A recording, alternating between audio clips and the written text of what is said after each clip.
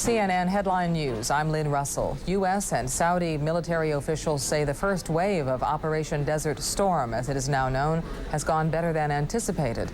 Less than an hour ago, President Bush told the United States and the world coalition forces would prevail.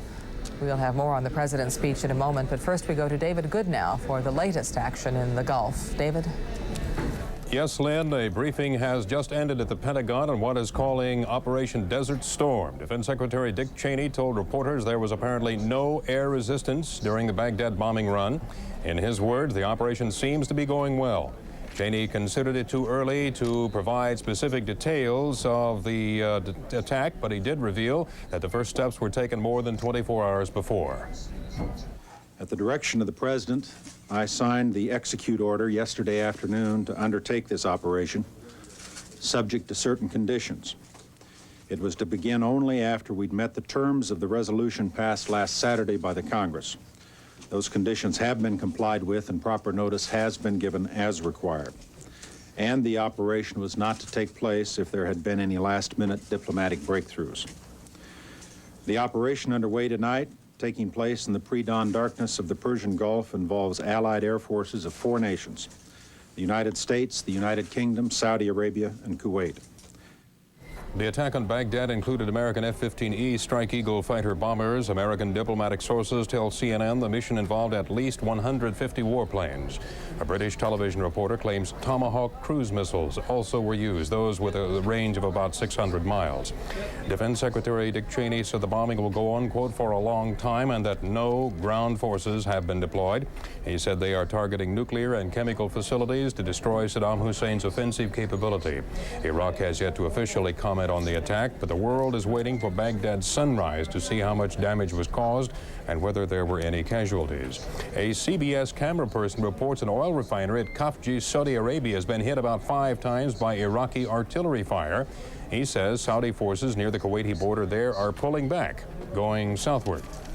Cheney said that he knows nothing about unconfirmed reports of an Iraqi Scud missile launch. An unconfirmed report from a BBC correspondent says at least 5 Scud long-range missiles were launched by Baghdad into Saudi Arabia.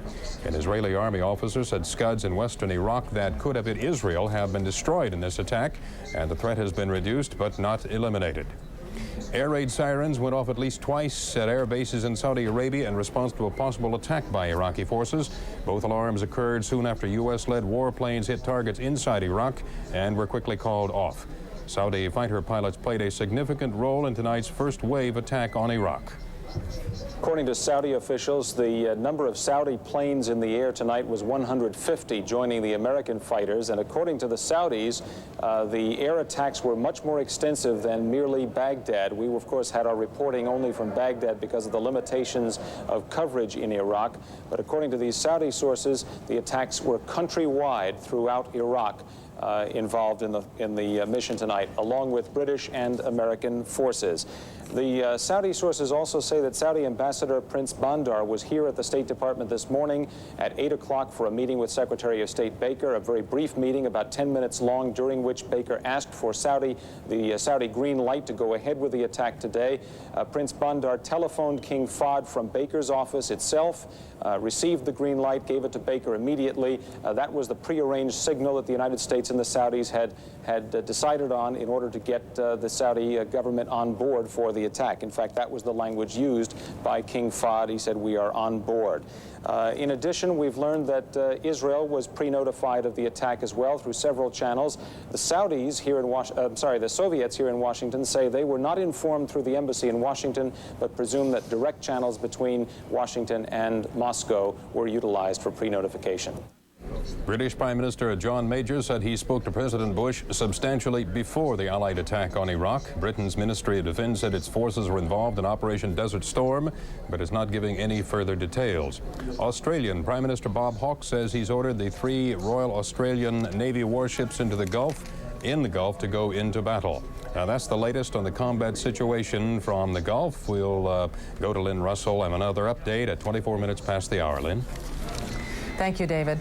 President Bush says he hopes war won't last long and that casualties will be minimal. He addressed the American public in a 15-minute speech that ended About half an hour ago, the president says all reasonable efforts to reach a diplomatic solution were exhausted. No nation will be permitted to brutally assault its neighbor.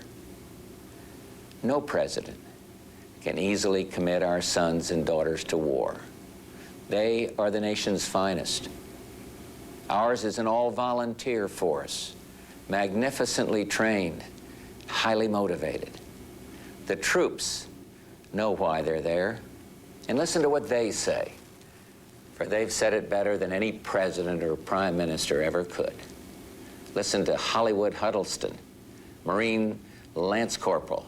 He says, let's free these people so we can go home and be free again.